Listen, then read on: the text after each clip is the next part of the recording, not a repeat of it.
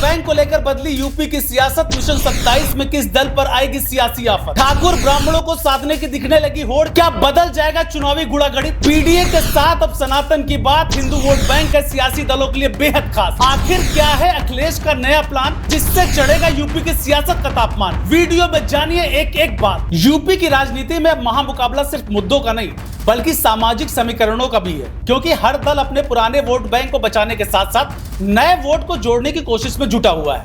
लेकिन इन दिनों सबसे ज्यादा चर्चा समाजवादी पार्टी की बदलती राजनीतिक रणनीति को लेकर हो रही है, क्योंकि कभी पीडीए यानी पिछड़ा, दलित और अल्पसंख्यक समीकरण को सबसे बड़ा चुनावी आधार बताने वाली समाजवादी पार्टी अब अपने सार्वजनिक संदेशों में सनातन आस्था और सांस्कृतिक पहचान को भी पहले से ज्यादा जगह देती दिखाई दे रही है।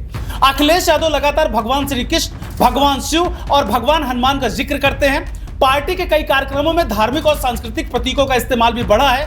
राजनीतिक विशेषज्ञों का मानना है कि बदलाव सिर्फ भाषा का नहीं है बल्कि चुनावी रणनीति का भी हिस्सा हो सकता है। चर्चा है कि समाजवादी पार्टी अब अपने पारंपरिक वोट बैंक के साथ साथ उन हिंदू मतदाताओं तक भी पहुंच बनाना चाहती है जहां पिछले कई चुनावों से बीजेपी की मजबूत पकड़ रही है। क्या इसका असर आने वाले चुनाव में दिखेगा? क्या योगी सरकार के लिए मुश्किलें बढ़ सकती हैं? चलिए आपको वीडियो में सब कुछ पूरे डिटेल के साथ बताते हैं।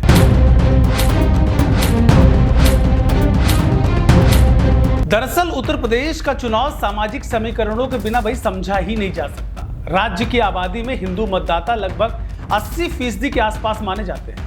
विभिन्न सामाजिक अध्ययनों और चुनावी विश्लेषणों के अनुसार ब्राह्मण मतदाता लगभग 9 से 11% और ठाकुर या फिर राजपूत मतदाता 6 से 8% के बीच माने जाते हैं। यानी दोनों समुदायों को मिलाकर लगभग 15 से 19% वोट बैंक बनता है। यही वजह है कि कोई भी बड़ा राजनीतिक दल इन वर्गों को नजरअंदाज नहीं करता। हालांकि इन समुदायों का वोट एक तरफा नहीं होता और अलग अलग क्षेत्रों में उनका मतदान व्यवहार बदल सकता है। पूर्वांचल, अवध और पश्चिम उत्तर प्रदेश में उनकी राजनीतिक भूमिका अलग अलग दिखाई देती है। पिछले 2 विधानसभा चुनावों में बीजेपी को हिंदू मतदाताओं का बड़ा समर्थन मिला। समाजवादी पार्टी ने भी अपने वोट प्रतिशत में बढ़ोतरी की, लेकिन बीजेपी की बढ़त को पूरी तरह चुनौती नहीं दे सकी। राजनीतिक जानकारों का कहना है कि यही वजह है कि अब समाजवादी पार्टी अपने पुराने सामाजिक अधिकार को बनाए रखते हुए नए वर्गों तक पहुंच बनाने की कोशिश कर रही है। पार्टी का संदेश अब सिर्फ पीडीए तक सीमित नहीं दिखाई देता। सनातन, मंदिर, धार्मिक आयोजनों में भागीदारी और अलग अलग सामाजिक वर्गों से संवाद को भी रणनीति का हिस्सा माना जा रहा है। समर्थकों का कहना है कि इससे पार्टी की स्वीकार्यता बढ़ सकती है, जबकि विरोधी इसे चुनाव से पहले की राजनीतिक रणनीति बताते हैं।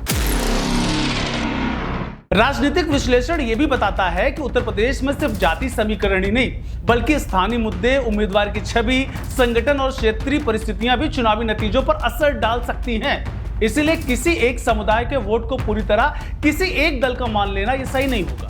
फिर भी यह चर्चा लगातार हो रही है कि अगर समाजवादी पार्टी ब्राह्मण और ठाकुर मतदाताओं के एक हिस्से को भी अपने पक्ष में लाने में सफल होती है तो कई सीटों पर मुकाबला पहले से ज्यादा दिलचस्प हो सकता है, खासकर उन सीटों पर जहां जीत और हार का अंतर बहुत कम रहता है। यही वजह है कि पार्टी के हालिया राजनीतिक संदेशों को इसी नजरिए से भी देखा जा रहा है।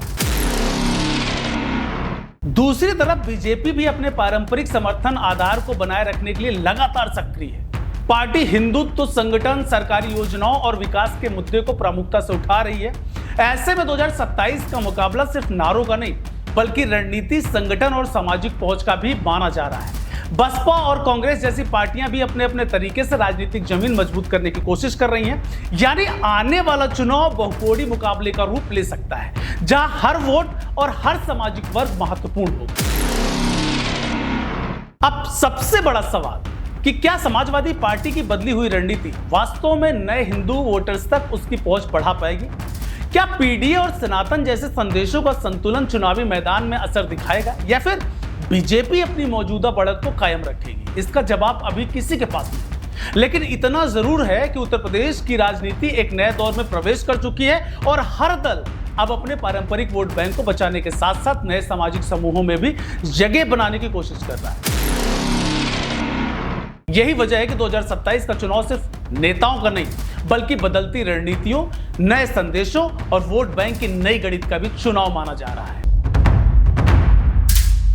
देश दुनिया की हर बड़ी, सटीक और भरोसेमंद खबर देखने के लिए अभी विजिट करें हमारे वेबसाइट nowuttarpradesh.com और nownoida.com पर, क्योंकि यहाँ आपको सिर्फ सुर्खियां नहीं बल्कि पूरी जानकारी मिलेगी।